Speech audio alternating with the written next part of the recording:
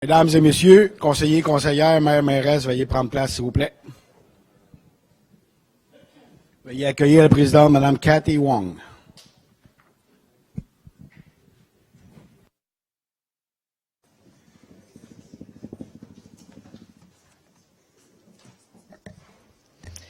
Bon matin. Avant de débuter, comme la tradition le veut, je souhaite reconnaître que nous sommes sur un territoire autochtone millénaire, lieu de rencontre et de diplomatie entre les peuples ainsi que du traité de la Grande Paix. Nous remercions la nation Kanien'kehá:ka, les Mohawks, de leur hospitalité en ce territoire non cédé. Je vous invite à un moment de recueillement.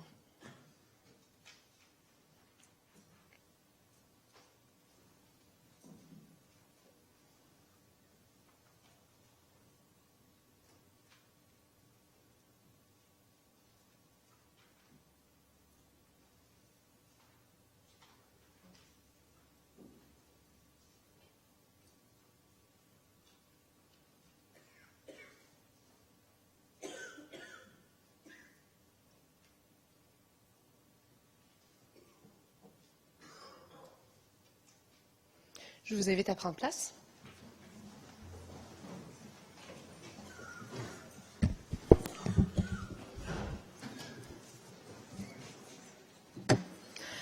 Alors, bienvenue à cette séance ordinaire du Conseil municipal.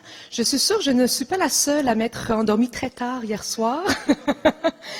Mais je vous souhaite quand même d'excellents débats aujourd'hui. Avant de commencer, j'aimerais déposer un nouveau plan de banquette qui présente l'ajout d'un nouveau banc à la suite de l'élection partielle qui s'est tenue à la mairie du plateau Mont-Royal.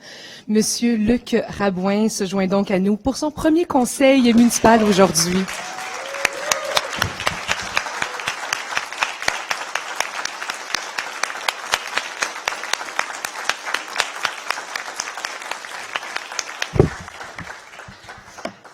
Alors, je vous souhaite bienvenue au conseil municipal et un excellent mandat.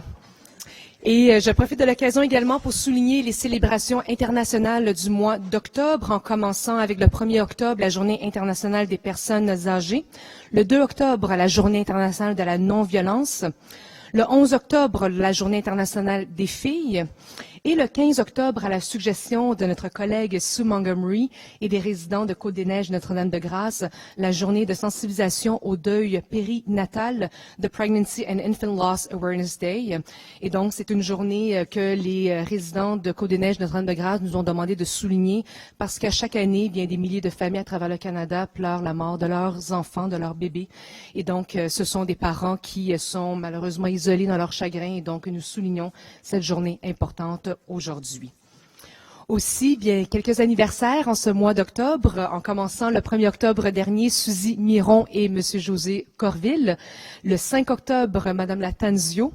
Le 15 octobre, Stéphanie Watt. Le 19 octobre, Catherine Clément-Talbot. Et le 24 octobre, André Hainaut. Alors, joyeux anniversaire à vous tous et à vous toutes.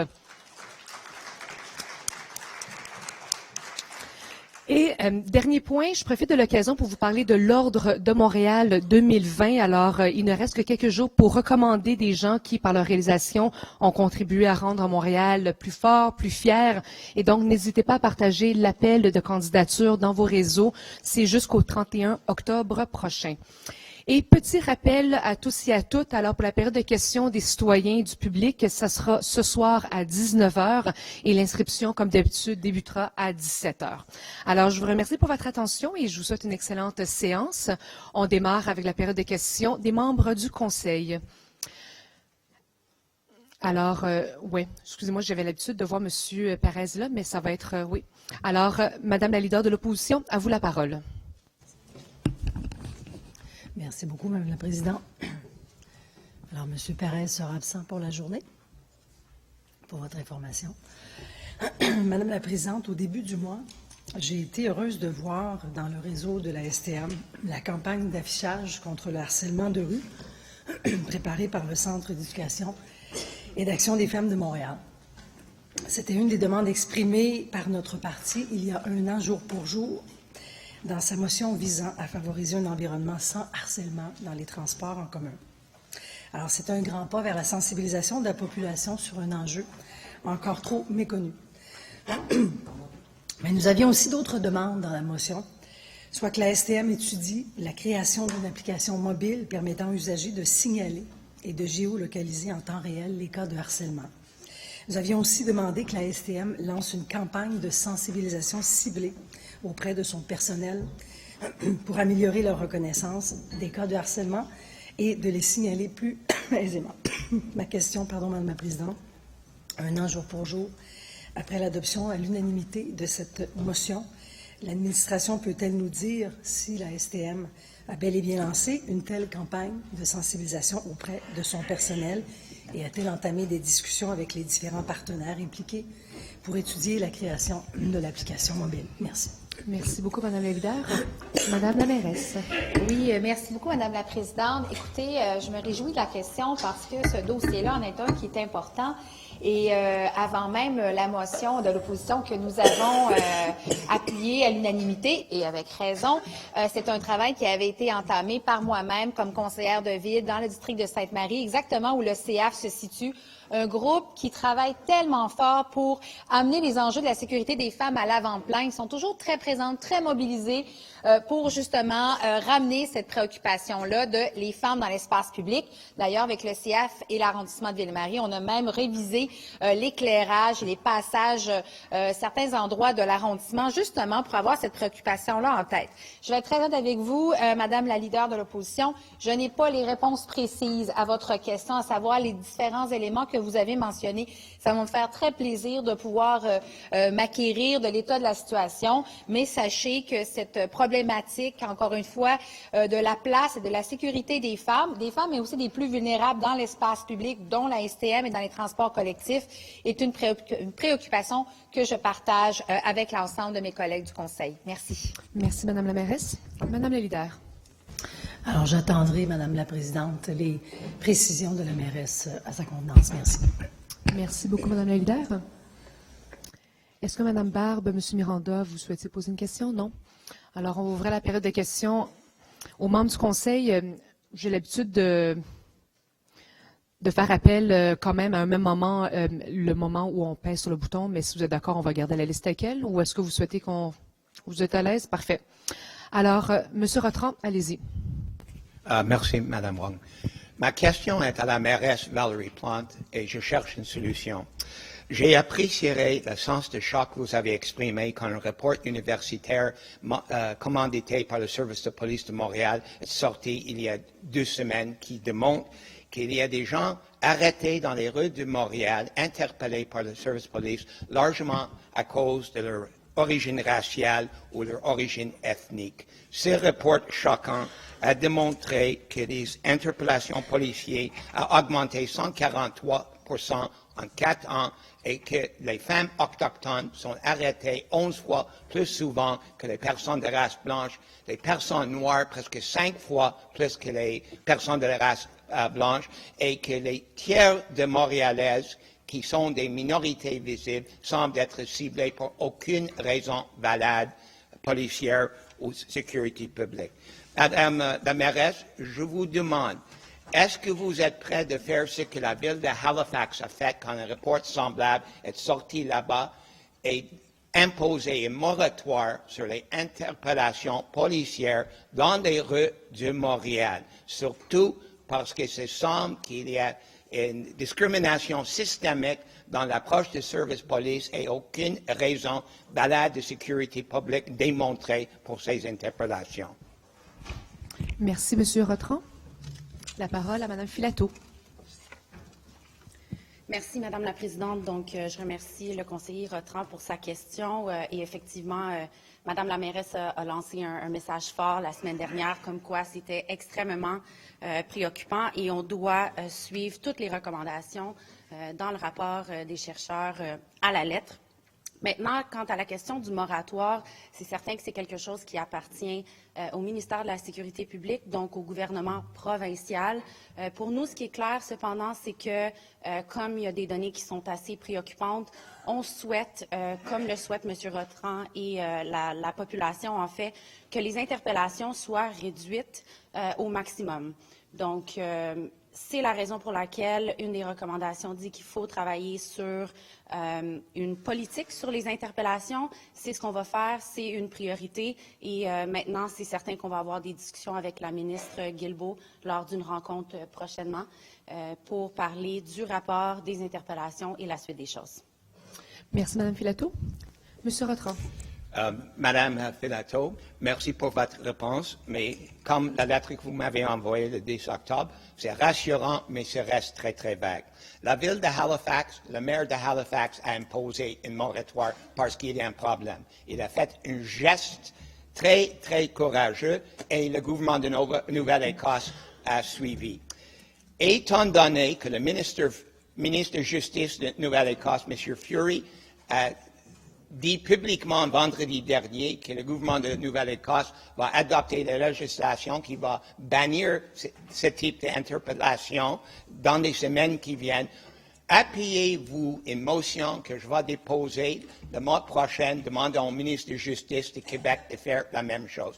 Est-ce que vous êtes prêt d'envoyer un message aux minorités visibles, minorités ethniques à Montréal, que nous, les élus, vont les appuyer et que personne ne va pas être arrêté dans nos groupes pour les raisons de leur origine ethnique ou origine ethnique?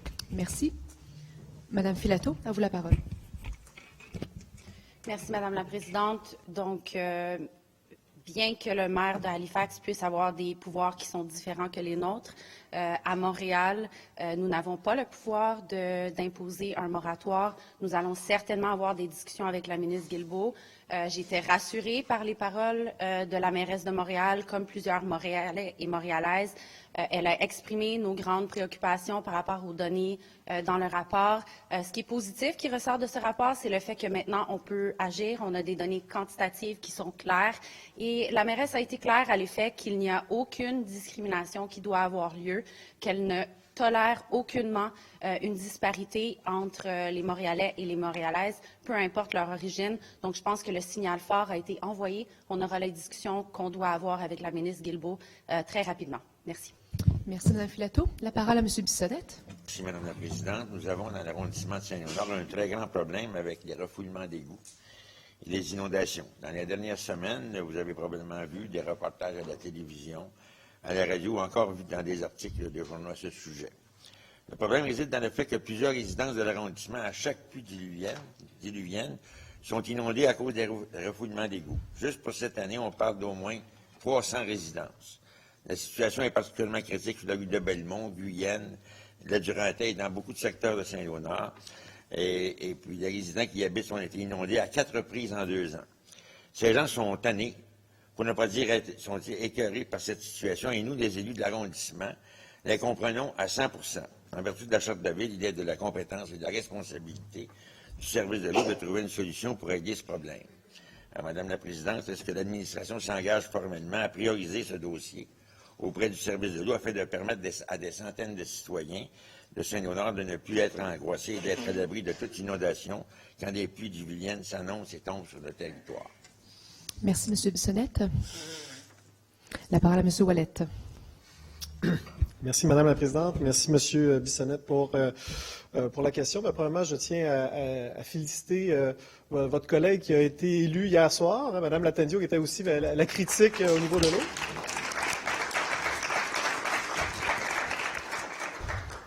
Donc, plus spécifiquement pour votre question, premièrement, il faut distinguer 2 phénomènes qui peuvent sembler similaires, mais qui sont quand même distincts. Premièrement, il faut différencier ce qu'on appelle les refoulements d'égouts, c'est-à-dire que quand les égouts sont en surcharge et que ça refoule via, par exemple, les toilettes en sous-sol ou d'autres choses, versus les inondations. C'est-à-dire que dans Saint-Léonard, des fois, on peut voir les 2 types de phénomènes. C'est-à-dire que certaines résidences peuvent subir un refoulement d'égouts parce que l'égout a été surchargé, mais surtout parce que des fois, le clapet est inexistant ou a été mal installé. C'est un phénomène qu'on voit beaucoup, parce que normalement, quand il y a un clapet, ça protège vraiment, et quand ils sont bien installés, ça protège vraiment l'ensemble des résidences contre le refoulement d'égout. L'autre phénomène qui est peut-être plus particulier à Saint-Léonard, mais qu'on voit aussi des fois, c'est quand il y a une pluie vraiment intense et qu'on est dans un endroit qui est légèrement en dépression, qui peut être une dépression au niveau du quartier ou de la rue, et qu'on a une entrée de garage en pente descendante vers le sous-sol. en fait, c'est carrément l'eau de la rue qui vient inonder le sol. Donc, c'est pas de l'eau d'égout, donc c'est vraiment de l'eau de pluie qui rentre directement au sous-sol. Et ça, bien évidemment, c'est plus difficile à faire ça. Il faut savoir qu'avec les changements climatiques, ce genre de phénomène va être plus fréquent. Et je vais attendre la sous-question pour Merci. Merci. Monsieur Bissonnette? Madame Tanceau sera avec vous tantôt, et la féliciterai tous ensemble. Alors, demain soir, nous organisons en collaboration avec le service de l'eau une séance d'information portant sur les refoulements d'égouts et des inondations à Saint-Léonard. Cette rencontre nous permettra, entre autres, de discuter des origines du problème, de l'état d'avancement du dossier et de certaines pistes de solutions envisagées. Alors, le responsable de l'eau au comité exécutif, M. Sylvain Ouellette, a déjà confirmé cette présence à cette Assemblée et nous le remercions. Est-ce que nous pourrions également compter sur la présence à cette réunion de la mairesse de Montréal et du responsable de l'habitation au comité exécutif qui font aussi partie de la solution? Question notamment de témoigner leur appui à nos citoyens et leur volonté de régler ce problème qui est crucial. Merci, M. Bissonnette. M. Ouellette. Alors, merci, M. Bissonnette. Bien, écoutez, je ne sais pas si ça va être au niveau de l'invitation, moi, ça va me faire plaisir d'y aller. J'ai déjà annoncé que je ne vais pas pouvoir aller là. Au début, j'avais déjà un engagement de planifier avec les commerçants dans mon district prévu de longue date.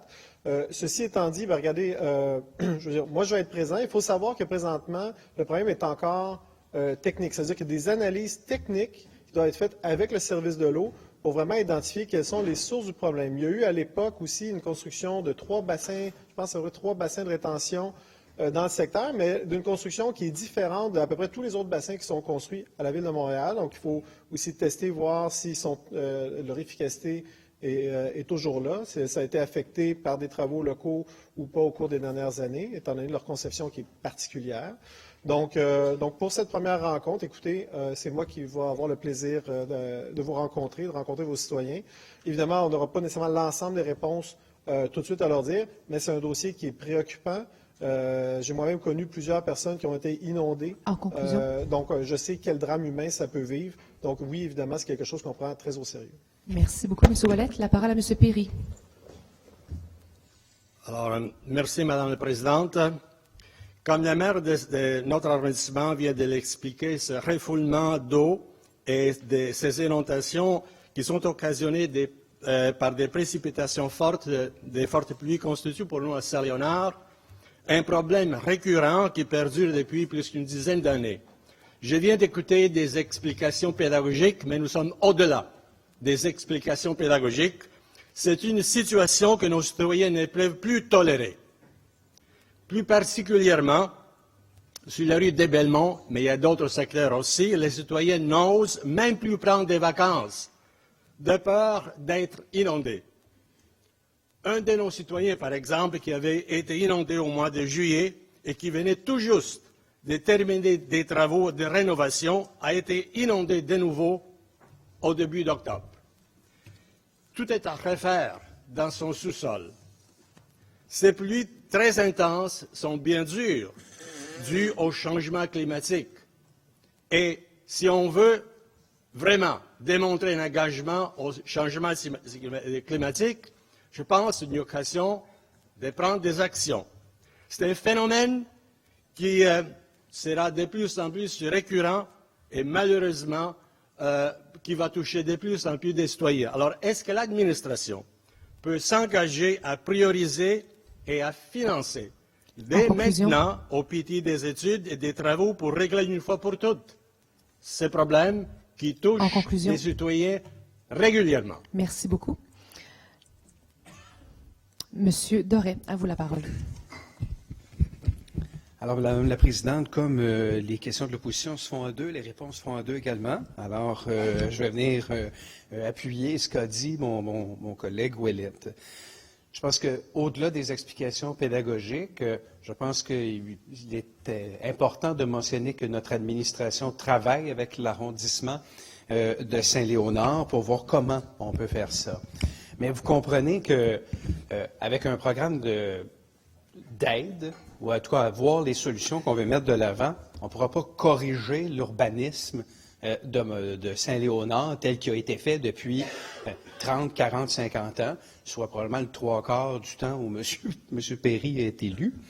Et Mais notre administration s'est engagée, et je me suis engagé personnellement envers le maire Bissonnette, à regarder et à trouver une solution. Alors, je pense que c'est une avancée, justement, assez notoire, contrairement à ce qu'on a pu voir depuis 2002, moment où, dans le fond, M. Perry a été élu et était au pouvoir. Alors, je pense que les gens de Saint-Léonard peuvent compter sur une administration responsable pour trouver des solutions, ce qu'on n'a probablement pas vu dans les 10 dernières années, comme mentionné le conseiller Perry. Merci beaucoup, M. Perrier. Alors, merci, Madame la Présidente. Je comprends qu'une volonté du président du comité exécutif à apporter des solutions, c'est bien, mais est-ce que l'administration s'engage à impliquer tous les services concernés et à travailler avec d'autres intervenants, de même qu'avec des experts, à la recherche de solutions viables et à long terme aux problèmes causés par ces pluies torrentielles? Il y a une volonté politique, je comprends ça, mais les services, est-ce qu'on met les services au travail dès maintenant? Merci beaucoup. Monsieur Doré. J'imagine que M. Perrier veut nous faire dire ce qui existe déjà, à savoir que les services travaillent déjà avec les gens de Saint-Léonard. Il y a beaucoup de correspondances qui existent entre les services centraux et l'arrondissement de Saint-Léonard. Alors maintenant, c'est de notoriété publique, j'imagine que c'est ce qu'il voulait faire dire, puisque la collaboration lui est acquise, nos services travaillent réellement à trouver des solutions intéressantes, durables, pérennes, et je pense qu'il y aura beaucoup de travail à faire au-delà d'un programme X ou Y.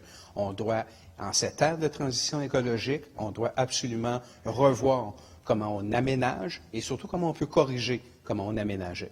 Alors, on va vouloir travailler là-dessus, mais il va falloir effectivement qu'on travaille à deux, donc Ville-Centre, l'ensemble des services et l'arrondissement de Saint-Léonard. Et bien sûr, d'autres arrondissements qui vivraient avec la même chose, hein, parce que c'est le cas. Alors, on pourra regarder le tout. Merci beaucoup, M. Doré. Madame de Ross, à vous la parole. Merci, Madame la Présidente. Je souhaite revenir sur la mauvaise performance du service 311, Madame la Présidente. One can verify the number of times I have called personally 311 in the past for various situations that I have seen throughout our city. The service in the past was prompt and attentive. Today, the system is not working. Recently, 3 weeks ago, I personally had the experience of calling 311 to help a citizen who was unable to reach an agent. I had to wait 45 minutes before I could talk to anyone. It's a shame. This system was put in place to assist citizens in making claims, in informing the services that something needed attention. It is not working. Comme nous l'avons déjà rappelé à cette administration, la norme de service 311 est que 80% des appels soient répondus en moins de 100 secondes. En 2017, 52% des appels respectaient ces normes. Au printemps 2019, on est à seulement 16%.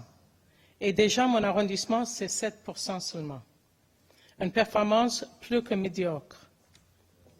Madame la Présidente, la mairesse pense-t-elle que d'attendre le mois de février pour embaucher 15 ressources supplémentaires, c'est suffisant?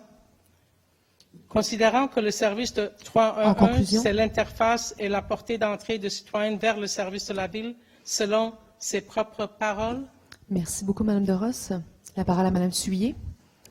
Oui, merci beaucoup, Madame la Présidente. Merci, Madame de Ross, pour votre question. Donc, vous avez vu que nous avons poursuivi dans la consolidation du 3.1 central, commencé par l'ancienne administration. Nous avons poursuivi parce que nous croyons que c'est un bon modèle et que, par contre, quand il y a eu les débuts, pas assez de ressources n'ont été attribuées. Et c'est ce que nous sommes en train de corriger. Nous mettons plus de ressources pour faire en sorte que ça puisse bien fonctionner, parce que oui, les gens doivent appeler et être répondus rapidement, avoir réponse à leurs questions. Une des choses que nous sommes en train de faire en plus d'embaucher, c'est que les arrondissements qui ont encore le 3-1 dans leurs arrondissements doivent répondre à ce qu'on appelle la file commune. Beaucoup ne le font pas et je vous informe, si vous ne le savez peut-être pas, nous avons rencontré donc le service tous les arrondissements pour leur montrer à quel point ils ont de leurs concitoyens, qu'ils sont dans la file commune et que c'est pour ça qu'ils doivent répondre à la file commune. Beaucoup d'arrondissements ont des cibles qui ne sont pas atteintes. Alors, je tiens à féliciter le président du comité exécutif parce que le Sud-Ouest est un des arrondissements qui répond très bien à la file commune, mais beaucoup d'arrondissements, malheureusement, ne répondent plus à la file commune parce qu'ils pensent que, puisqu'il y a maintenant un 3-1 central, que c'est au 3-1 central de le faire, ce qui n'est pas le cas. Alors, je vous invite, s'il vous plaît, à vérifier auprès de vos arrondissements quelle est votre cible et de bien répondre à la file commune pour le bien de tous. Merci beaucoup, Mme Thuillier. Mme Doros, votre deuxième question. Merci pour la réponse, mais ça ne règle pas le problème que nous vivons présentement. Anciennement, il y avait des millions qui ont été investis pour ce service, ça fonctionnait. On pensait que ça va fonctionner encore mieux en centralisant, mais malheureusement, 2 ans plus tard, la gestion n'est pas là, c'est mal géré. Alors, combien de temps encore est-ce qu'on va attendre pour que ça soit réglé et que ça fonctionne? Les arrondissements ne sont pas capables de soutenir le système parce qu'on n'a plus le service, on n'a plus le personnel pour le gérer. C'est le bureau des élus, c'est le BAM qui soutient ça et c'est vraiment inacceptable de façon que ça fonctionne aujourd'hui. Merci, Mme Doros. Mme Thuillier. En ce moment, nous sommes dans la période de transition. Et vous avez raison que peu de villes ont vécu une telle période de transition. Et à Montréal, nous sommes dans une ville avec des arrondissements et nous avons encore là respecté ce que l'ancienne administration a fait comme plan. Ceci dit, nous sommes en train de le reconsidérer parce que le plan était d'y aller finalement en transition. Et en ce moment, c'est la période qui ne fonctionne pas. C'est que le 3-1 au central fonctionne bien, puis dans les arrondissements, ça fonctionne plutôt bien, mais il y a des gens qui se déresponsabilisent, comme on disait, de la file commune. Et c'est là où le bas blesse. Parce que chacun ne fait pas sa tâche et parce qu'on est justement dans une transition où quand tous les arrondissements vont être au 3-1 central avec les ressources nécessaires, il y a aussi beaucoup d'arrondissements qui ont des postes vacants. Et d'ailleurs, ça se voit parce que quand il y a des centralisations d'arrondissement, on reçoit des postes vacants dans les services centraux. Donc, il y a des postes vacants un peu partout dans la ville. Et je peux vous dire que le plan est fait pour que ça fonctionne. Et oui, nous y travaillons, je peux vous le dire, chaque jour. Merci beaucoup, Madame la Présidente. La parole à Mme Rossi. Merci, Madame la Présidente. Alors, Madame la Présidente, le Conseil municipal vote des règlements avec laquelle ses membres doivent être solidaires dans un esprit de démocratie et un esprit de droit. Il est aussi du devoir des membres de cette Assemblée de faire en sorte que ces règlements soient respectés. C'est dans cette enceinte que s'exerce notre capacité d'action sur la société et c'est pour cette raison que nous sommes élus. La semaine dernière, après qu'un groupe de militants ait décidé que leur cause était plus importante que la loi en grimpant sur le pont Jacques-Cartier et en paralysant la circulation durant des heures, la conseillère Christine Gosselin s'est exprimée sur les réseaux sociaux en les remerciant de faire de la désobéissance civile. La mairesse a pourtant été claire dans sa condamnation des actes d'extinction-rébellion. À ce jour, nous n'avons eu aucune rétraction de la part de Mme Gosselin. Elle a même renchéri plus tôt en partageant quelques jours plus tard un plaidoyer pour la désobéissance publique, la désobéissance civile. Alors, nous aimerions savoir si Mme Gosselin croit qu'il est de son devoir d'élu municipal d'encourager les citoyens à commettre des actes illégaux. Merci, Mme Rossi, pour vos questions. Madame la mairesse, à vous la parole. Oui, merci beaucoup pour la question. Vous savez, moi, je considère qu'un parti politique, c'est l'ensemble de plusieurs personnes avec différentes opinions et ça représente également ce qu'on pourrait voir aussi dans la population en général.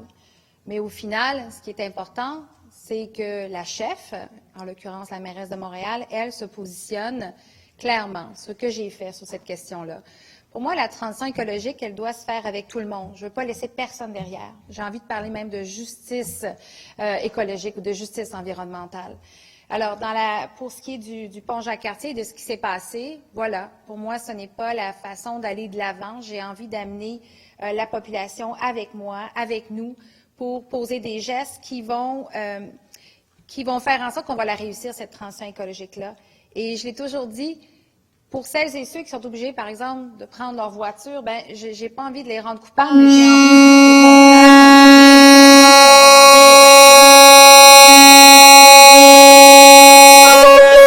envie Excusez-moi. Qu'est-ce qui est arrivé? T'as-tu calme? Pardon. Non, c'est important. Je m'excuse. Bref, je reviens. Je regarderai plus là. Je vais regarder par là. Je vous regarde. C'est bon?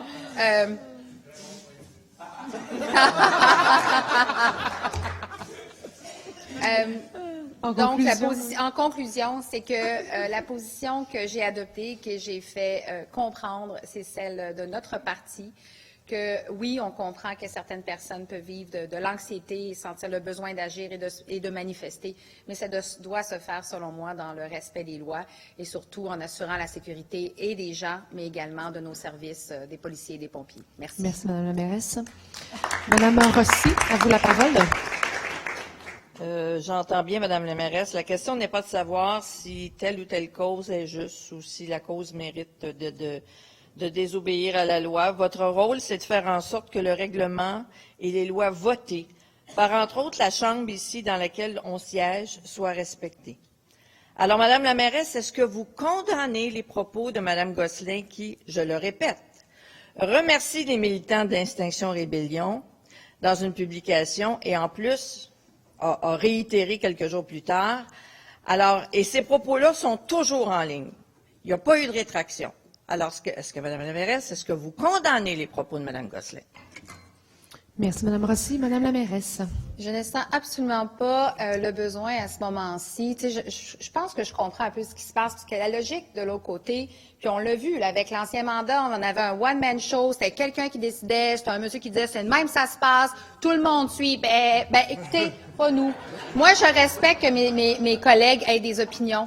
Ceci étant dit, c'est moi la mairesse et je ne vais pas commencer à faire de la gestion de mon caucus ici en Chambre. Ce qui importe, c'est que les Montréalais et Montréalaises savent que dans cette transition-là, je vais les accompagner, que je serai rassembleuse et positive, mais que je n'aurai pas peur non plus de poser des gestes importants parce qu'il faut être conséquent.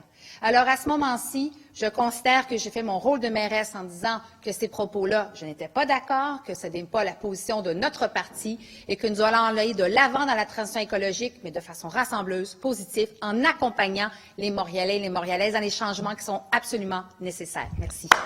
Merci, Mme la mairesse.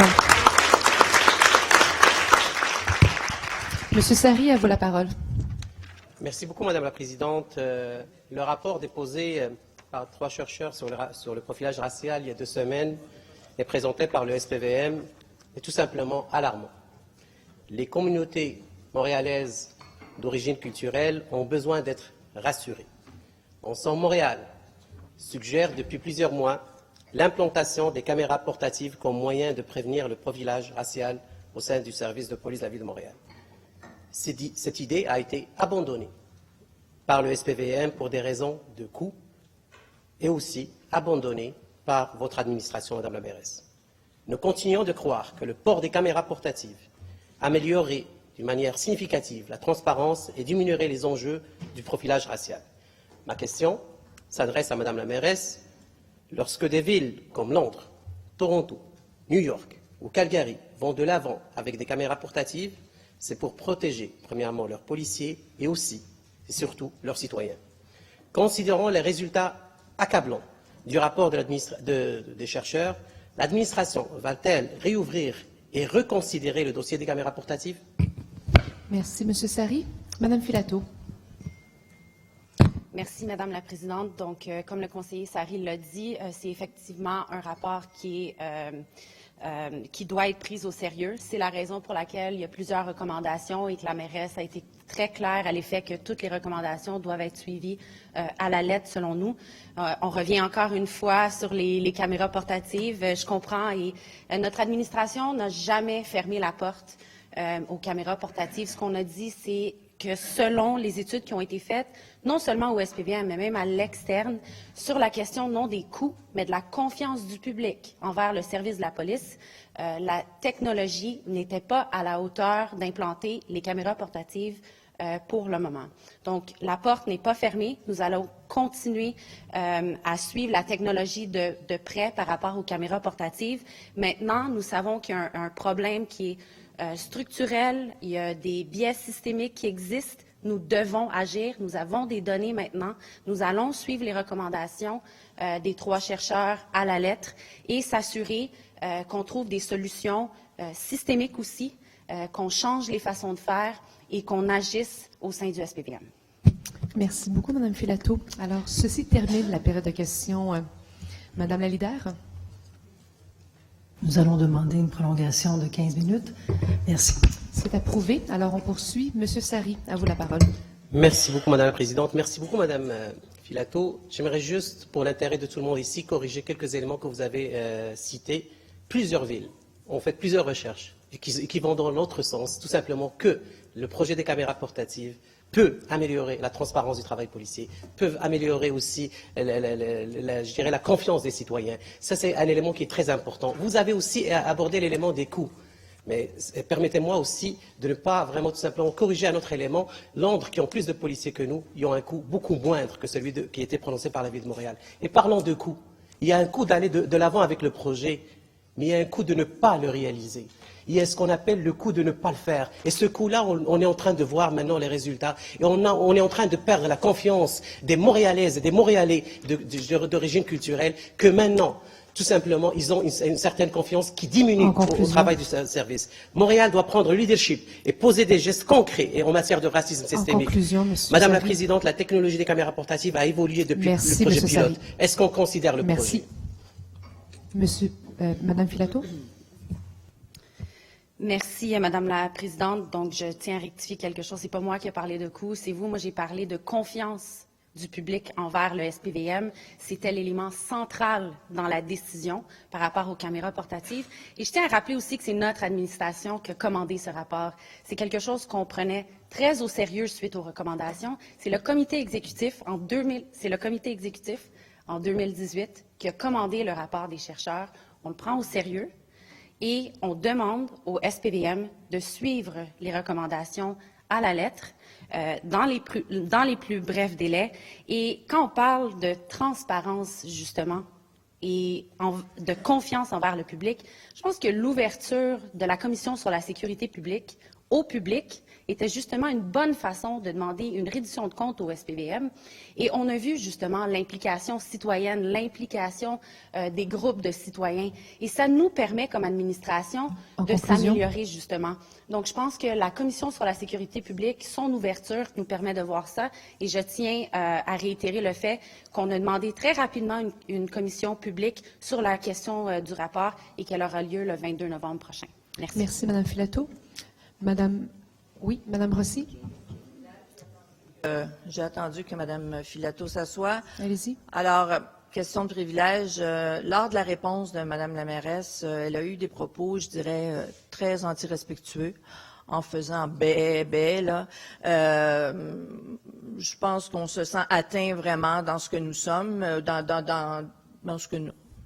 C'est des propos vraiment anti-respectueux. C'est pas la première fois que ça arrive, entre autres, là. Je pense qu'on s'est doté d'un code, en siégeant sur la commission de la présidence, on s'est doté d'un code où on se demande non seulement d'avoir des propos, mais un agissement respectueux, et ça, c'en était pas un. Alors, c'est une question de privilège, madame. Merci, Madame Rossi. Monsieur le leader. Madame la Présidente, sur la question de privilège, premièrement, le mot anti-respectueux n'existe pas. Deuxièmement, je voudrais signaler qu'on avait convenu de toute éternité, là, depuis très longtemps, que les questions de privilège se faisaient à la fin de la période de questions des membres du Conseil, non pas pendant. Alors, moi, je laisserai la période de questions finir, puis vous trancherez ensuite. Je vais y revenir, Madame Rossi. Madame Black, à vous la parole. mon nom était au tableau. Ah, je m'excuse. Monsieur Miele, allez-y.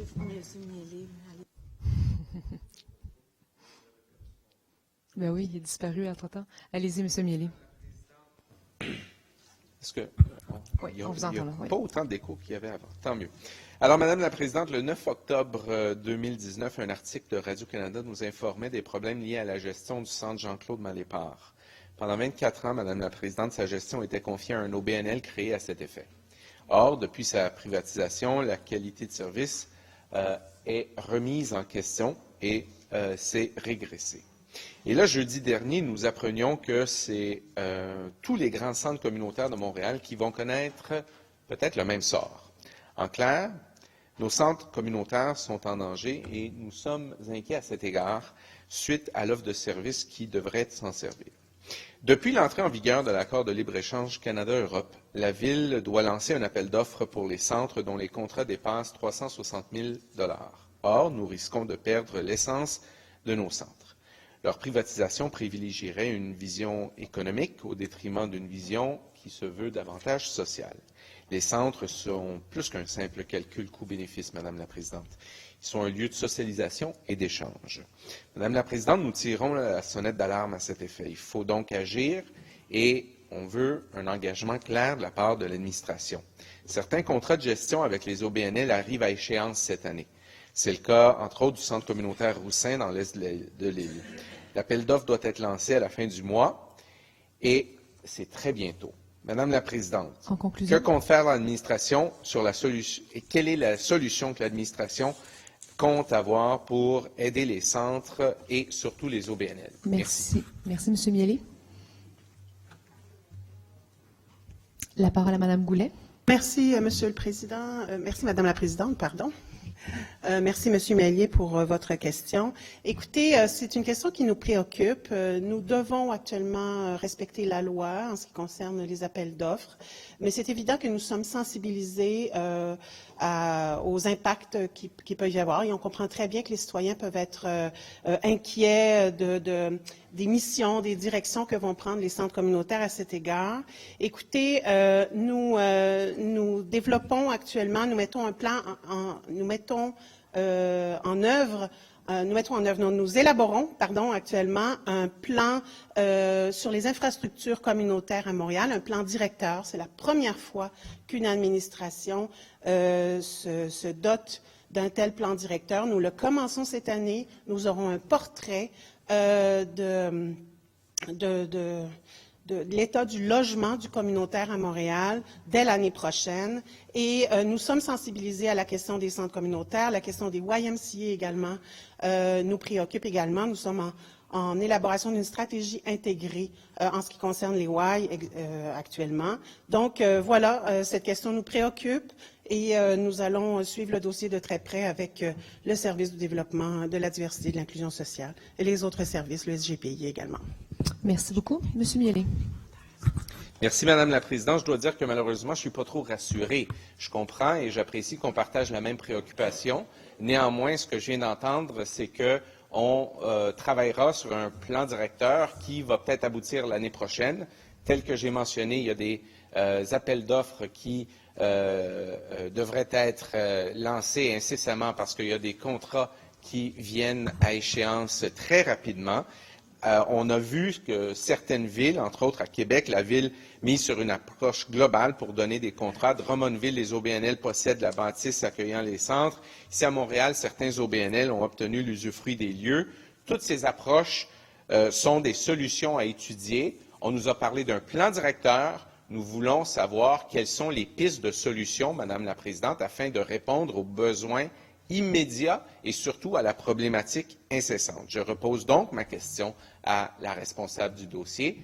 Quelle est la solution? Non pas, je ne veux pas entendre qu'on partage la même préoccupation, je veux entendre les solutions. Merci. Merci, M. Miele. Madame la mairesse. Monsieur Miele, je pense que vous comprenez très bien que quand on dit que ça nous préoccupe, vous avez le droit de poser, d'approfondir, mais le fait est que tout le monde s'adapte avec une nouvelle réalité. De notre côté, dans nos arrondissements, c'est la même chose de votre côté. Puis moi, je parle à beaucoup de centres et bien qu'il y ait des situations qui se ressemblent, mais c'est aussi très différent. Alors, on était en train d'essayer de brosser un portrait, d'essayer de voir comment est-ce qu'on peut soutenir nos milieux. Parce que je pense que la préoccupation, c'est ça au final. C'est comment est-ce qu'on s'assure que nos centres, parce que nos centres sportifs, nos centres communautaires, c'est des milieux de vie. C'est ce qui fait que nos populations, dans nos quartiers, c'est vivant. Alors, moi, je ne peux pas vous dire sur le bord d'une table, dans une réponse de 2 minutes, qu'est-ce qu'on va faire. Parce qu'on est en train vraiment d'évaluer qu'est-ce qui peut être fait, comment est-ce qu'on peut appuyer les groupes, comment est-ce qu'on peut aussi, parce qu'on doit respecter la loi, on ne peut pas juste dire « ciao, bye », on ne respecte pas, puis on met ça de côté. Mais comment est-ce qu'on trouve des accommodements pour faire en sorte que dans l'évolution, du moins dans la direction de ces centres-là, on va rester connecté à l'essence même de ces centres et leur rôle qu'ils jouent. Alors, malheureusement, je ne peux pas vous en dire davantage. Mais ce que je peux vous dire, et l'idée de la préoccupation, c'est qu'on est en train de brosser un portrait et de colliger de l'information. Mais je vais être très honnête avec vous aussi, ça ne sera pas simple parce que justement, on est dans une disposition quand même juridique. Mais si vous voulez, ça nous fera plaisir d'en parler avec vous aussi si vous avez des préoccupations qu'on devrait entendre. Merci, ça va Mme faire plaisir de les entendre. Merci. La parole à M. de Souza. Ah, excusez-moi. Ah oui, là, on est toutes décalées, hein, c'est ça? Nos noms disparaissent quand... C'était Mme Black ensuite, hein? Parfait. Allez-y, Mme Black. Pardon.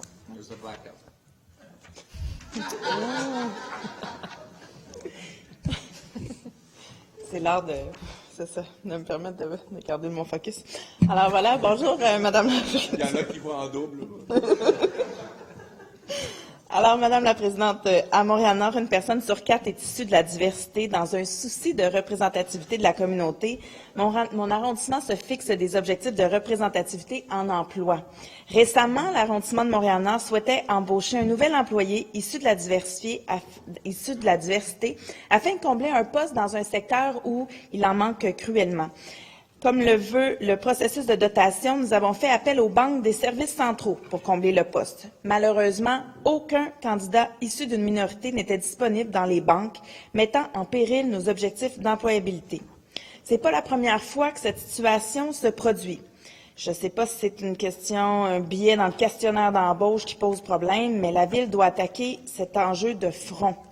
Alors, ma question est pour Mme la mairesse. Quel est le plan de l'administration afin de s'assurer que les candidats issus de la diversité sont présents en permanence dans chacune des banques de candidature et nous permettent, par la même occasion, de pouvoir embaucher des personnes issues de la diversité dans nos propres équipes en arrondissement? Merci, Mme Black. Monsieur Doré. Merci beaucoup, Madame la Présidente. Alors, il y a bien sûr le plan d'action qui existe à la Ville de Montréal. Il est clair, il est net, il est précis. On en fera d'ailleurs le bilan, je vous dirais, en début d'année prochaine. La diversité est également un des objectifs, c'est un objectif, oui, mais c'est bien sûr, on a des cibles et c'est un objectif organisationnel qui a été mentionné par la direction générale. Je travaille avec, bien sûr, le service des ressources humaines, de façon politique également avec ma collègue Magda Popianou, qui est responsable de la diversité. On a ouvert un champ de travail également avec la commission de la fonction publique. Alors, on est en train vraiment de travailler ça, faire en sorte qu'on réussisse à atteindre non seulement les cibles, mais qu'on les dépasse. Et c'est vraiment un travail de toute l'organisation. Les ressources humaines font en sorte également de nous donner des rapports également fréquemment pour qu'on puisse suivre les travaux des ressources humaines et voir la progression. Je rappelle que ce cas-là est malheureux. Il n'y avait personne qui pouvait effectivement répondre à vos besoins parce qu'il n'y avait personne. Mais en même temps, ce qu'on va vouloir, c'est que les gens également se mettent à postuler à la Ville de Montréal. Et c'est pour ça qu'on a annoncé donc ce grand programme de gestion performante des ressources humaines. On est à la veille de pouvoir le déposer, en parler. Je pense que ce sera emballant. Les gens verront qu'une carrière à la Ville de Montréal, quel qu'il soit, de quelque origine que ce soit, ce sera emballant. Merci. Merci, M. Doré. Alors, ceci clôt la période de questions des membres du Conseil. Et puis, peut-être avant de passer à l'ordre du jour, revenir sur le point de Mme Rossi.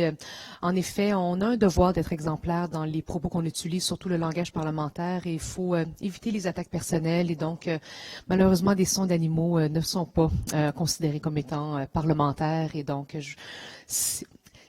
fait, on peut en débattre si vous le souhaitez, mais c'est vrai qu'on ne peut pas aller malheureusement dans ces eaux-là. Et donc, je pense qu'on est tous et toutes capables de débattre autrement et de faire passer nos points autrement. Là-dessus, je vais passer la parole à notre leader pour entamer l'ordre du jour.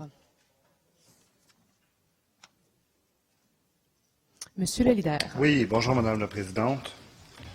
Alors, nous commençons le Conseil à l'item 301 avec une courte modification légale, c'est-à-dire qu'à l'ordre du jour, on ajoutera l'ajout 708, qui est un item qui est un rapport du Bureau de l'inspecteur général, qui est un rapport de recommandation concernant un sous-contrat de transport de neige. Alors, il sera ajouté en 708, et ce n'est pas un papillon étant donné que la loi nous l'a prescrit. Merci, Monsieur le leader. Alors, l'ordre du jour est adopté.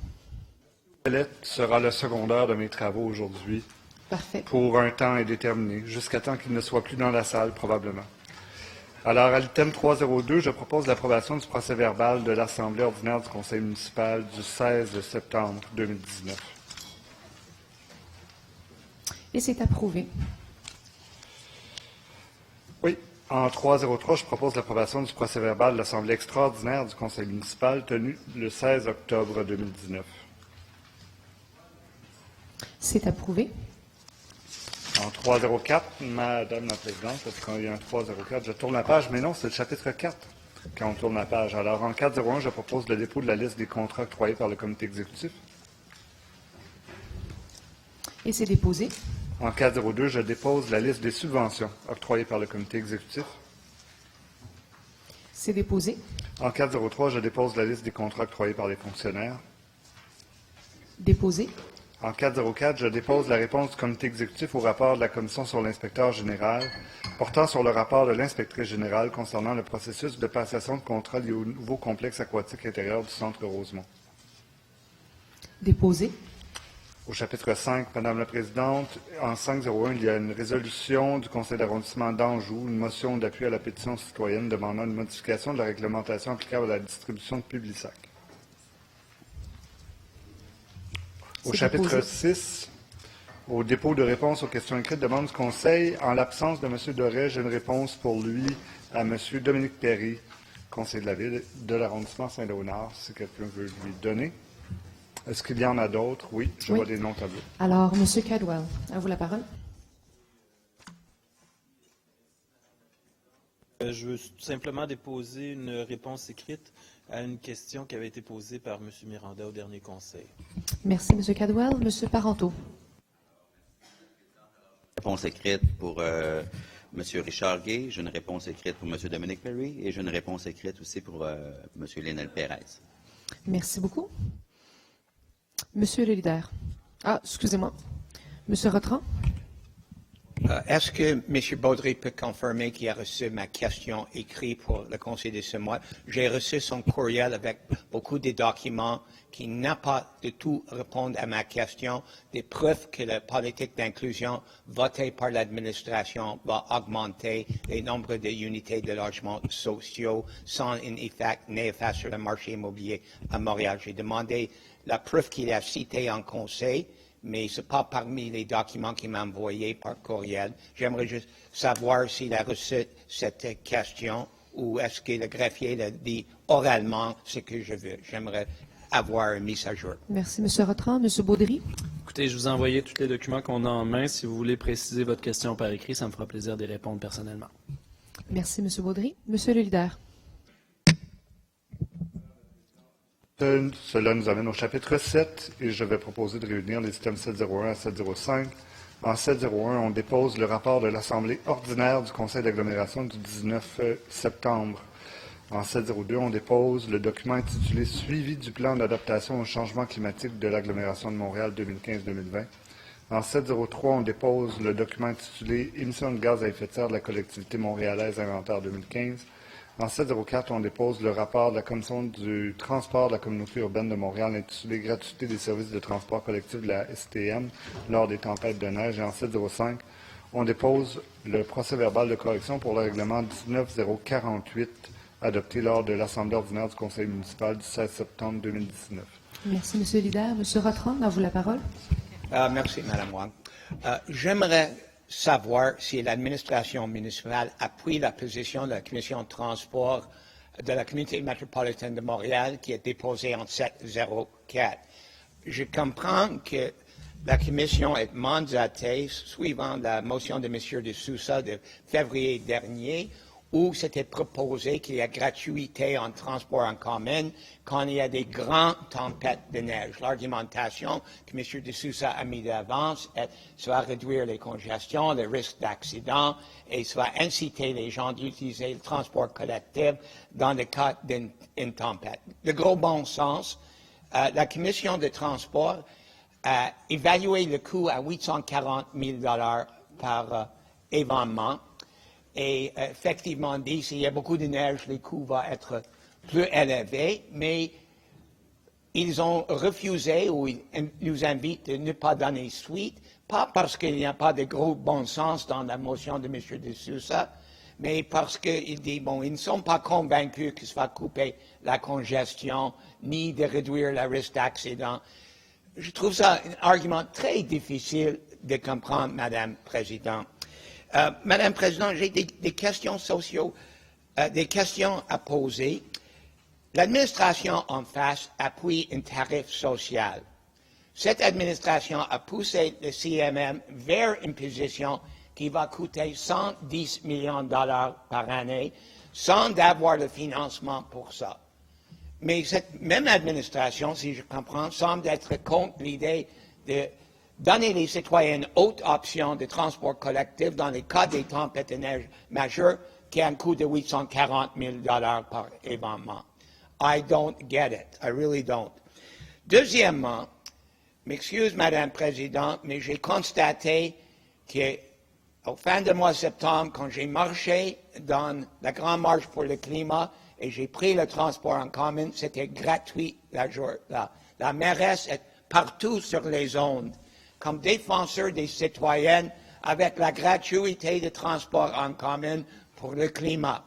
Donc, ça me semble une petite contradiction en face des changements climatiques que l'administration est contre de donner un accès gratuit au transport collectif dans le cas des tempêtes exceptionnelles.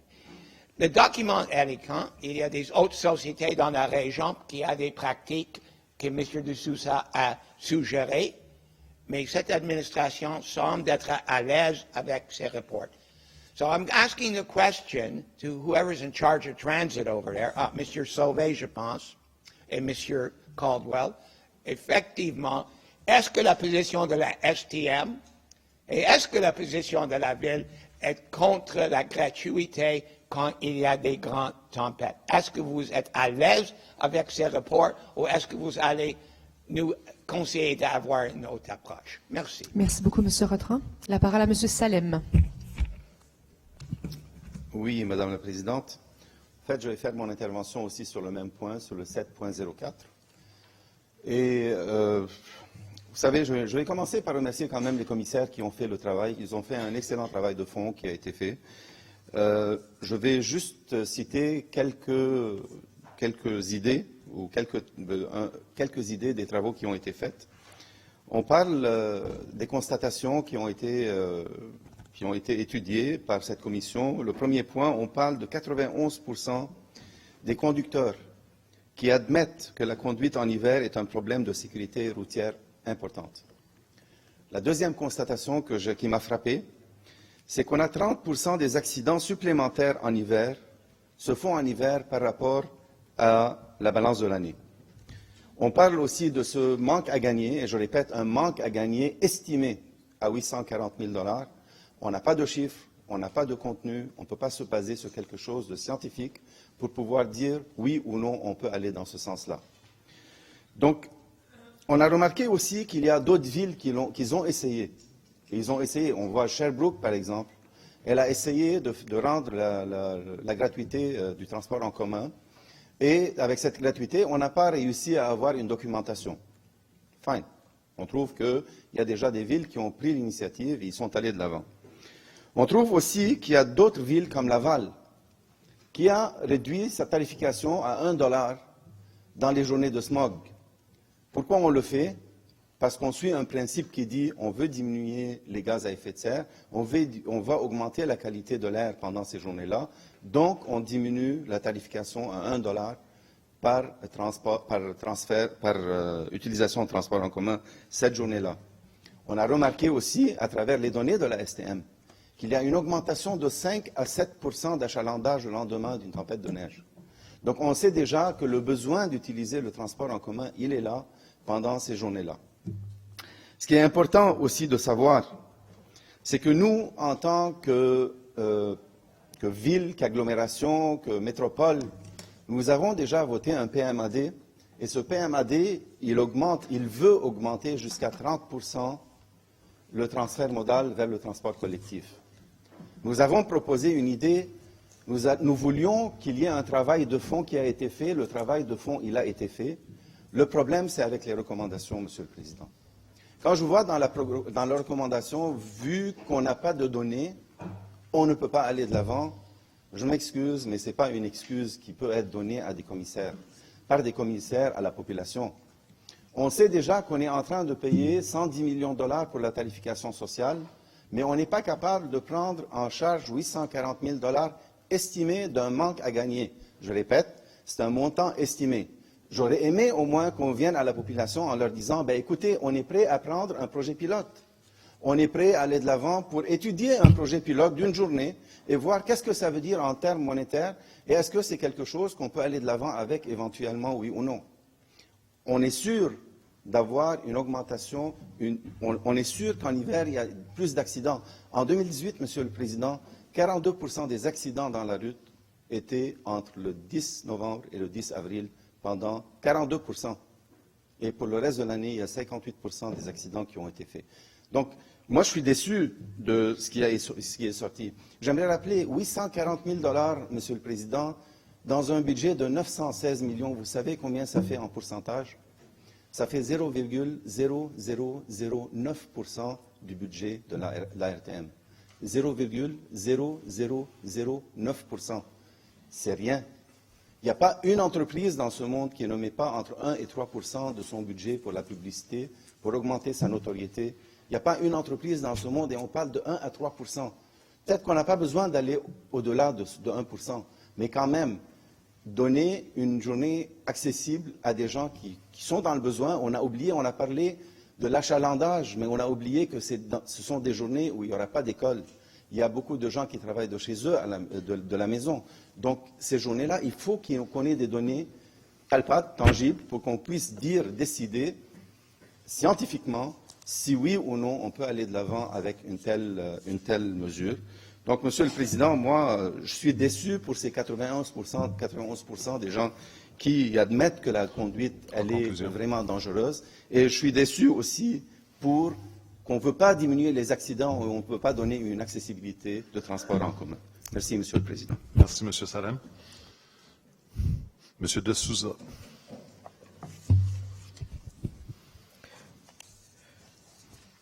Merci, Monsieur le Président. Monsieur le Président, je vais intervenir sur item 7.02 et je profite en faisant l'intervention sur 7.02 de juste lancer mes félicitations personnelles à M. Luc Rabouin, qui était un de mes camarades en armes au fil des années, quand nous avons lancé des projets et des exemples au fil des ans qui donnent des résultats que nous en avons aujourd'hui au Conseil. En 7.02, on parle des plans d'adaptation, mais aussi toute la question de changement climatique. Et puis je souligne que quand nous avons posé ces gestes, il faut reconnaître qu'en 2005, on avait pris l'engagement de réduire de 30 % des émissions de gaz à effet de serre d'ici en 2020 pour la ville et pour la collectivité de Montréal. À l'époque, ce n'était pas nécessairement clair que tout sera possible. 30% à l'époque, en 2005, et je recule, était considéré à l'époque ambitieux. Je m'en souviens très bien des discussions qu'on a eues avec le milieu associatif, avec M. Robert Perrault, qui était président, avec les autres joueurs, avec Luc lui-même, parce qu'il était à la Santé Écologie à l'époque. Il y avait Mme Denis et puis la panoplie d'autres personnes. Mais on avait décidé d'y aller à ce que nous, on avait pensé que c'était un objectif ambitieux. Et je vois qu'au fil des ans, les actions que nous avons mises en place, dont la Ville de Montréal, les arrondissements, les influences qu'on a eues sur la grande collectivité, les partenaires qui faisaient partie, ont eu un effet. On a déposé pas juste le plan de développement durable de 2005 en 2009, on avait un deuxième plan qui amène jusqu'à fin 2015, 2010 en 2015. Et dans ces deux plans-là, la réduction de gaz à effet de serre a toujours été un élément central, fondamental. Ça, c'est la raison pourquoi on a fait ça. Accompagnant ces plans, il y avait une panoplie des autres politiques que nous avons mis en place qui, dans un sens, tendaient dans le même sens. Le plan par exemple, de réduction des gaz à effet de serre pour les situations dans la ville qui était adopté en 2007, le plan pour la gestion de matières roulantes, aussi à deux reprises, en 2007 et aussi en 2012. Il y avait le plan de transport en 2008, il y avait eu le plan de matières résiduelles en 2009, le politique pour la protection des milieux naturels en 2004. Je ne vais pas lister les tous, mais chacun de ces choses faisait du sort qu'on avait entamé ce processus avec un objectif, mais il y avait des actions.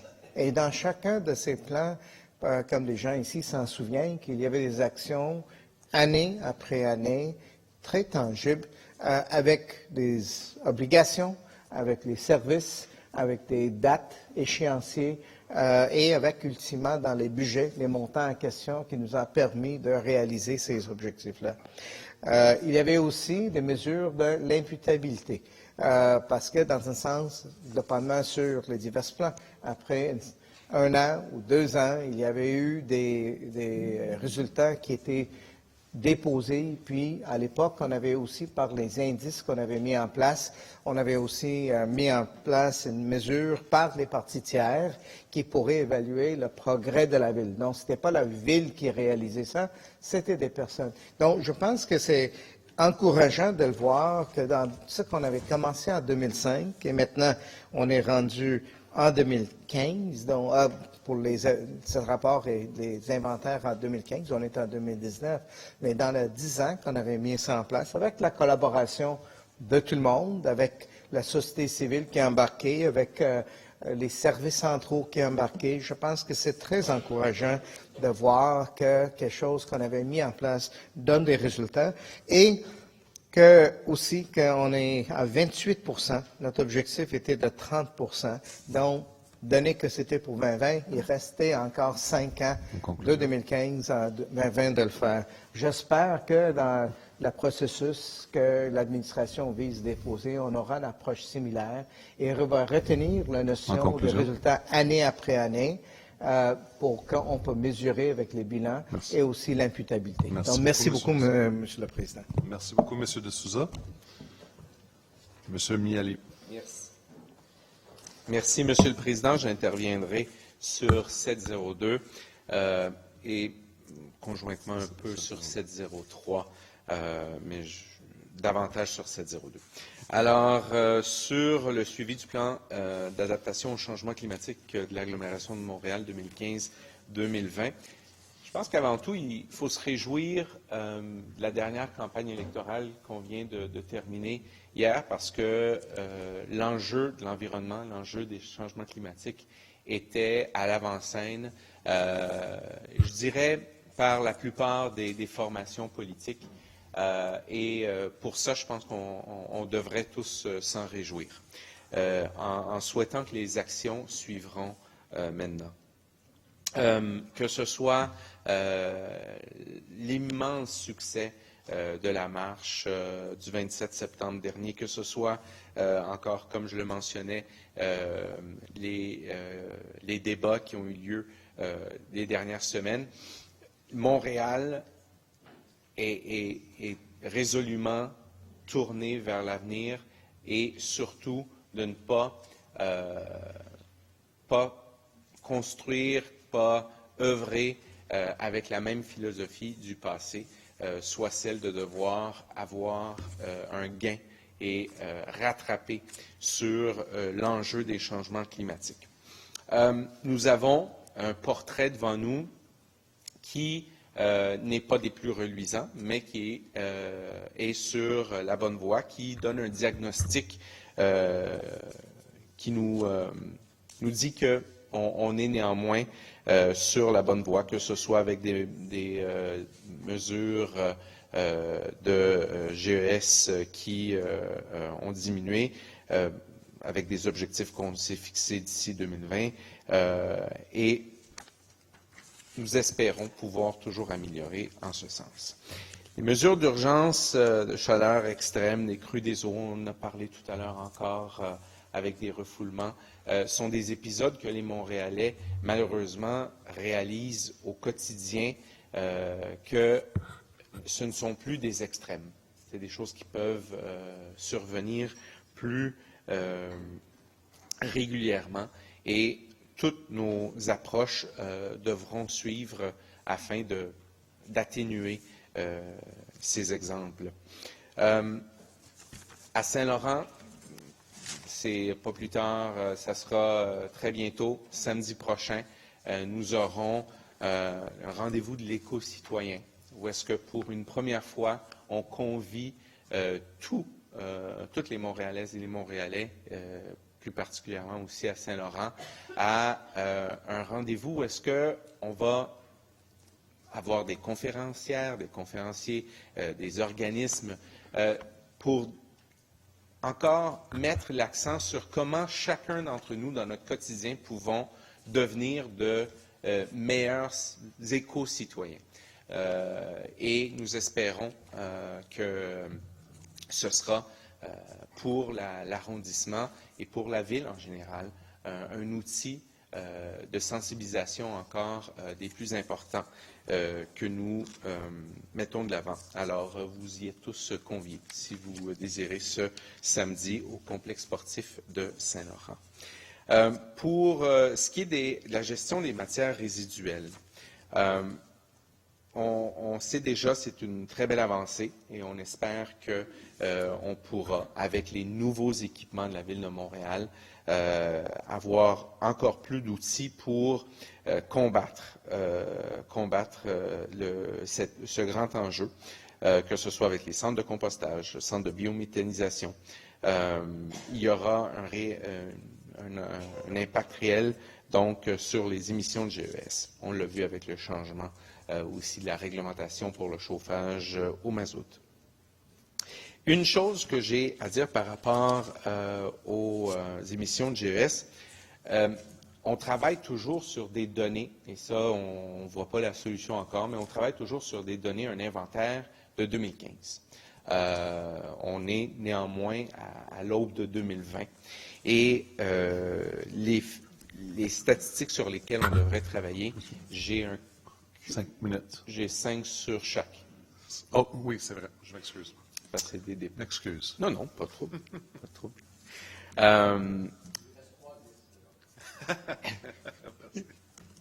Alors, encore, il y a de bonnes indications. On voit qu'en termes de GES émis, en termes de transport, il y a eu des diminutions, malgré la hausse du nombre de véhicules, malheureusement. Mais on peut voir qu'il y a quand même des améliorations. Là-dessus, comme opposition officielle, évidemment, on se réjouit de pouvoir mettre de l'avant des propositions. On l'a vu avec notre motion sur le mazout. On le voit aussi avec toutes nos initiatives en arrondissement.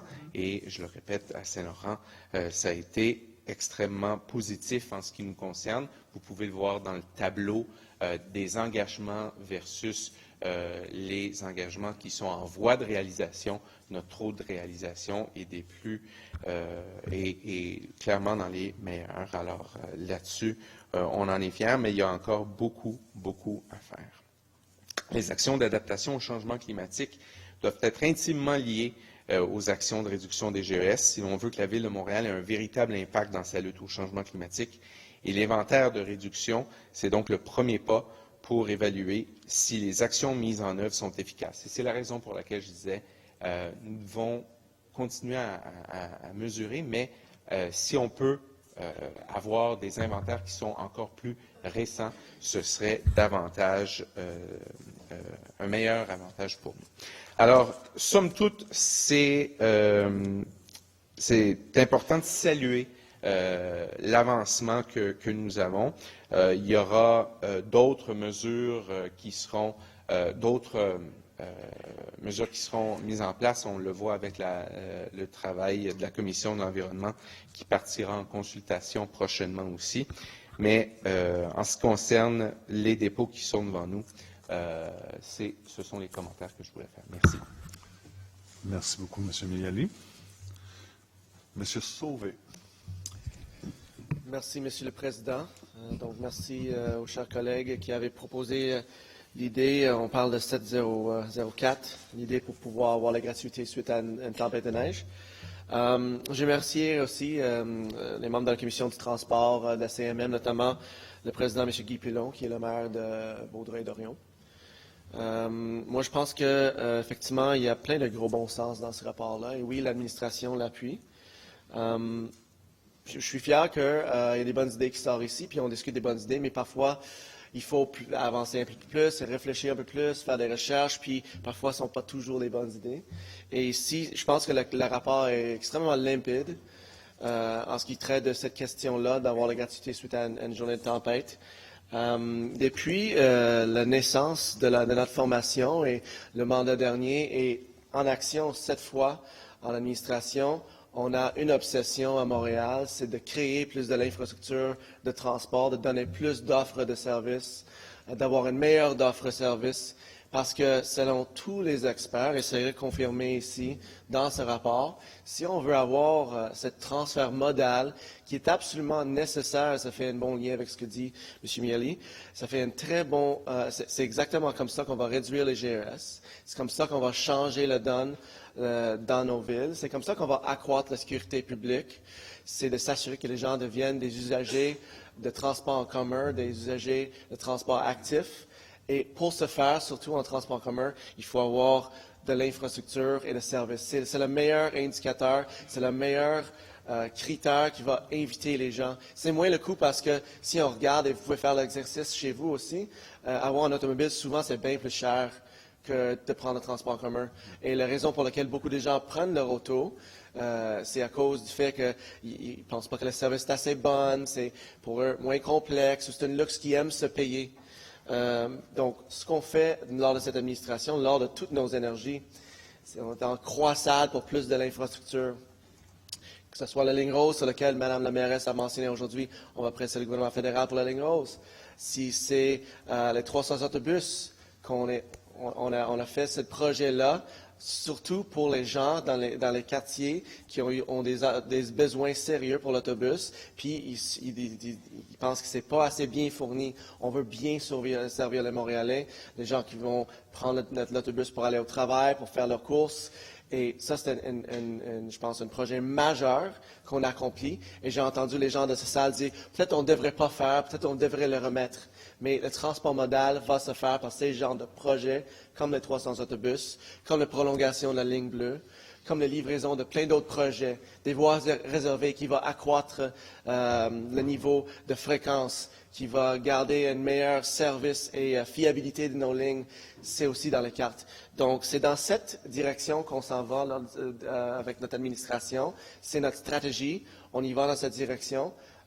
Donc, le rapport dit exactement ça ici. Si on veut s'assurer que les gens ne prennent pas leur auto lors d'une tempête de neige, il faut qu'ils soient assurés d'un bon service. Donc, on est là-dedans et donc on l'appuie à ce rapport et je remercie tout le monde qui a travaillé sur cette question. Merci. Merci beaucoup, M. Sauvé. Madame Lavigne-Lalonde. Oui, ça fonctionne. Oui, d'accord. Oui. Merci, Monsieur le Président. Je remercie mes deux collègues pour les commentaires sur les points 702, 703, si je me souviens bien des numéros. En fait, j'ai 3 commentaires en réponse à ce que j'ai entendu. Premièrement, je pense qu'on est tous d'accord que quand on fait un plan comme municipalité, on se doit d'être clair dans quelles sont nos intentions avec ces plans-là, donc d'avoir des actions claires, des cibles, des objectifs. Je pense que ça donne de la crédibilité à ce qu'on fait, puis ça fait en sorte qu'on est tous alignés vers l'atteinte des mêmes objectifs.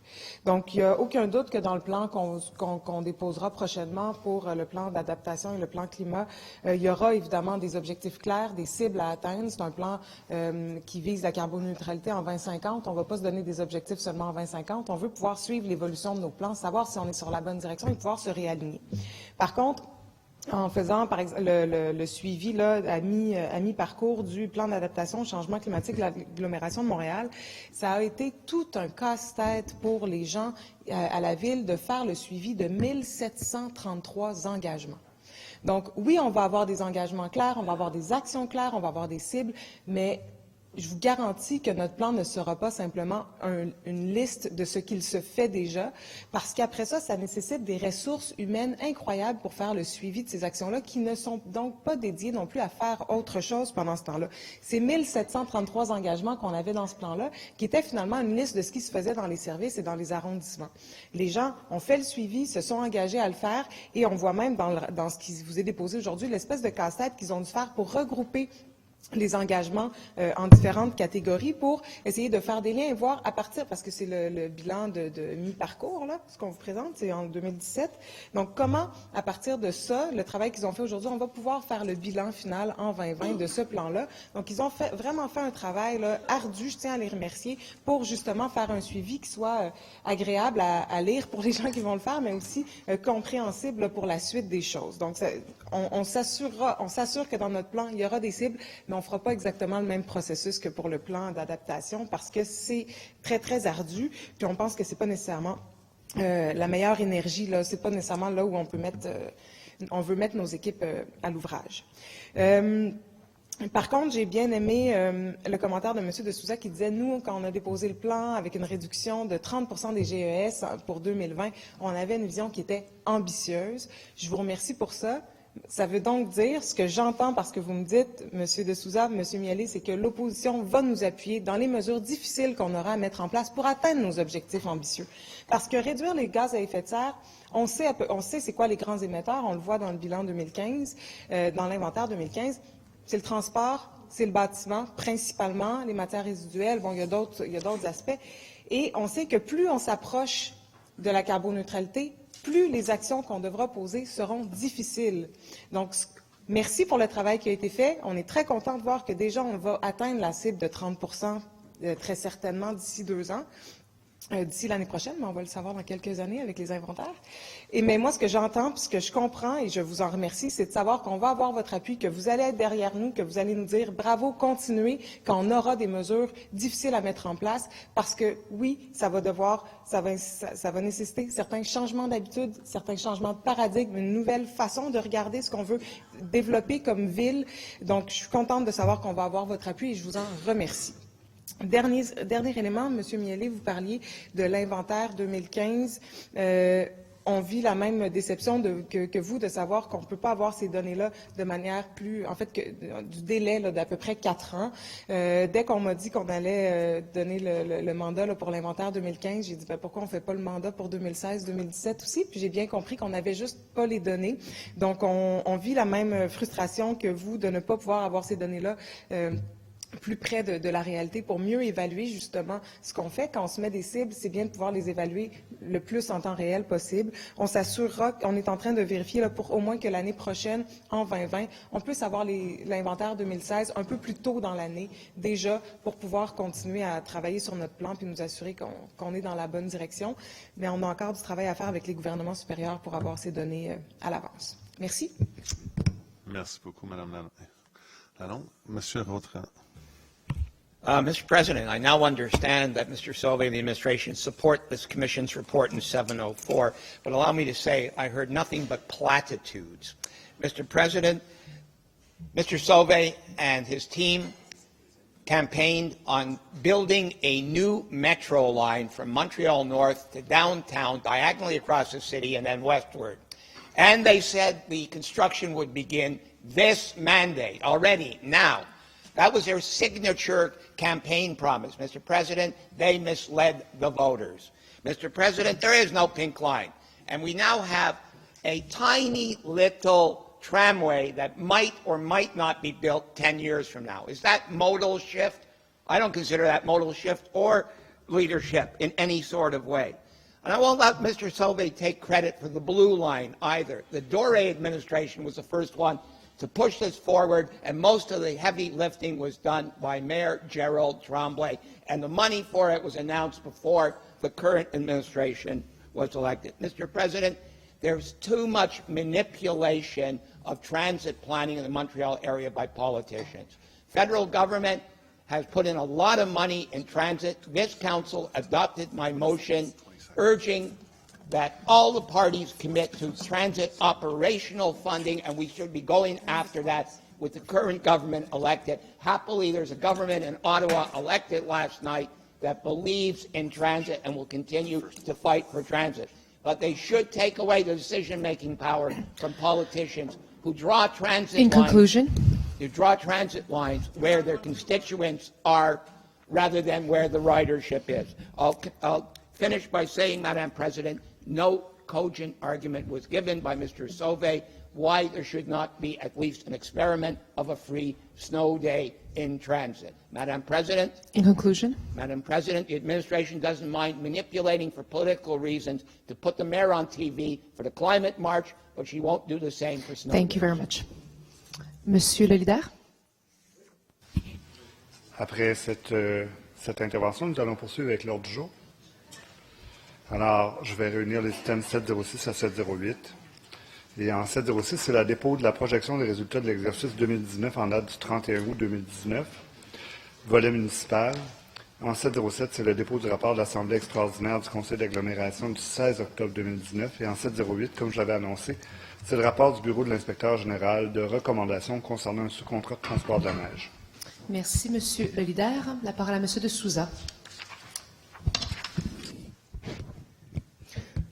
Merci, Madame la Présidente. Madame la Présidente, mon intervention, c'est sur item 706. Ça, c'est le dépôt de projection des résultats. Et puis, je pense que nous avons, avec cette dépôt, ça illustre que pour l'année 2019, encore, je peux m'exprimer mes inquiétudes sur les contrôles des dépenses.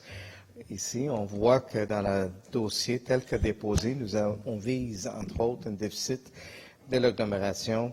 Des résultats illustrent un déficit de 51,1 millions de dollars dans le volet agglomération. Et même si nous, sur une base net, on présente un surplus, on sait très bien, parce que c'est nous, la Ville de Montréal, qui est responsable de 87% de ce déficit. Donc, sur le 51 millions, 43 millions sont attribuables aux services de sécurité publique. Donc, 43,4 millions. C'est 3 fois plus que le déficit l'année dernière, qui était 14,3 millions. Et puis, je pense qu'il n'y a rien qui m'indique, dans ce dossier tel que déposé, qu'il y aura un contrôle des dépenses en matière de sécurité publique. Budget 2019, Madame la Présidente, vous vous souvenez qu'il y avait une hausse de 21 millions dans les dépenses de sécurité publique par rapport à 2018. Les effectifs, les heures supplémentaires du service de sécurité publique sont en croissance. Donc, les dépenses sont en croissance. Et puis, si on regarde les heures supplémentaires de corps policiers, des pompières sont également en augmentation. Ici, on parle de 6,3 millions de salaires versés aux policiers et aux pompières en heures supplémentaires. Madame la Présidente, ça coûte cher.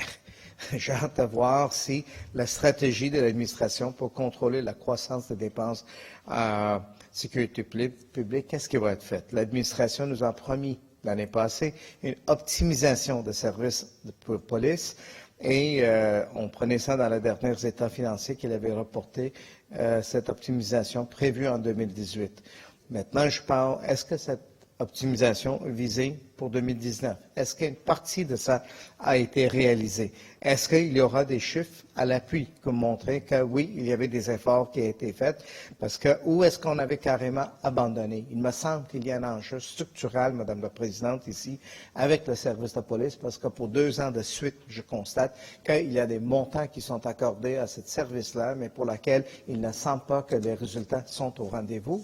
Et si nous avons des montants budgétés, mais à ce moment-là, pourquoi on ne réalise pas? Rémunération, on voit qu'on présente une diminution de 38 millions de dollars, mais caché dans ça, ou dissimulé dans ça, vous avez une augmentation substantielle de la masse salariale et des heures supplémentaires, Madame la Présidente. On voit que l'administration fait diminue des contributions versées au régime de retraite, mais en même temps, on voit que ces économies dissimulent une augmentation de la rémunération salariale. Augmentation des personnes années. Heures supplémentaires qui explosent et qui coûtent cher, donc 14,3 millions. Hausse de rémunération de 36 millions. Et de cette hausse, oui, vous avez un montant exceptionnel de 22 millions qui sont pour 2 semaines de paie de police en 2019. Donc, et ici, on ajoute 5,1 millions en charges sociales, mais surtout 14,3 millions en heures supplémentaires, dont la moitié viennent des pompiers et des polices. Donc, je pense que, Madame la Présidente, cette hausse de 14,3 millions de rémunération de temps supplémentaire, c'est une grande partie encore le service de sécurité publique, 3 fois plus qu'en 2018. Donc, je pose la question. Encore, le contrôle des dépenses salariales semble n'est pas là. Et je vais vous mettre je souhaite que l'administration pourrait nous donner des arguments, ou pas juste d'arguments, mais des preuves que la hausse d'ici à la fin d'année, que ces dépenses vont être pris en compte, qu'on peut réduire non seulement cette hausse, mais aussi les déficits. On voit aussi le même phénomène s'approcher dans les contraventions, des amendes et des pénalités, parce qu'il semble que ça va être moins substantiel que les 31 millions qui sont budgétés. La Ville avait augmenté substantiellement les montants des contraventions. Je comprends que peut-être ça va, mais si on enlève cette augmentation, il faut voir combien que ça a vraiment été donné. Je comprends aussi, Madame la Présidente, qu'il y avait eu, ils ont banni des quotas, ils ont enlevé les quotas. Mais quand même, je me pose la question, pourquoi est-ce que pour 2 années consécutives, nous avons des prévisions de cette poste budgétaire qui ne sont jamais près de la réalité? En conclusion? La conclusion, je pense que je dois aussi garder, Madame la Présidente, l'incohérence entre l'aspect financier au sommaire et des projections de résultats. La Ville anticipe des économies de 17,5 En conclusion, vous avez déjà exprimé votre temps. J'espère qu'on aurait des réponses à cet effet. Merci, M. de Souza.